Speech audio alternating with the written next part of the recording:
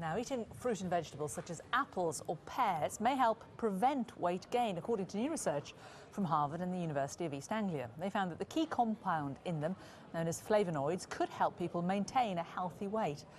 But there's also some confusion about whether it's best to eat a lot of fruit or if the sugar in them could be detrimental to health. Well, let's talk now to nutritional therapist and chef Christine Bailey. Good to talk to you, Christine. So should we be eating more fruit or less fruit? Well, it's interesting because the study, which was US-based, of course, was actually looking at very moderate amounts of fruit in the diet. So they were suggesting 1 to 2 portions maximum a day was needed for this notable either maintaining a healthy weight or, in fact, losing 1 to 2 pounds. It wasn't a large amount of weight loss, and they certainly weren't suggesting that people should be, for example, drinking loads of fruit juice or smoothies, and they were actually looking at only about 1 to 2 portions of fruit a day. But in reality, the government's tried very hard to get us all to have 5 a day, haven't they? You know, I've got 2 little boys. I desperately try and get 5 a day into them. If I can get 3 vegetables and 2 bits of fruit into them each day, I've done really well. I think 2 bits of fruit a day is probably pretty good going for most people, isn't it? Yes, I think it is. And really, as you know, people that work in the nutritional field, we always recommend people focus much more on vegetables. And part of the reason of that is because not only are they very mineral rich, but they're a lot lower in sugar.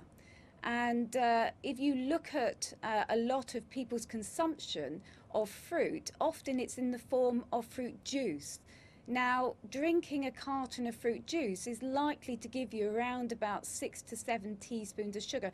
And that is more the concern than perhaps grabbing an apple or a handful of berries, which will provide you with a lot of fibre, a lot of vitamins and minerals, and actually you'll be consuming a lot less sugar. So I think some of the confusion is, you know, well, is fruit juice good? Should I be eating whole fruit, tinned fruit and dried fruit? And there is a big difference in the amount of sugar that you consume, depending on whether you choose a whole piece of fresh fruit compared to a packet of dried raisins or a carton of fruit juice, both of which are much higher in sugar. Which are the best fruits to have? Well, that's very interesting. I mean, we would always recommend people have variety. You need to have colour on your plate. If you eat the same fruit every day, then you are restricting the range of antioxidants. But this study was in particular looking at flavonoids. Now, these are what we call plant compounds, and they are particularly abundant in the dark berries, so blueberries, bilberries, blackberries, raspberries, strawberries. But they're also found in things like red cabbage, red onion, and also pears and apples, so, you know, everyday fruits. And these polyphenols, these plant compounds, seem to reduce how we actually digest sugar. So they actually slow down the rate of sugar that goes into our blood system.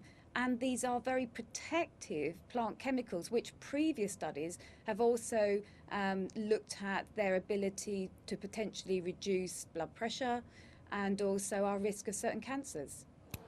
Christine Bailey, good to talk to you. Thanks very much for joining us.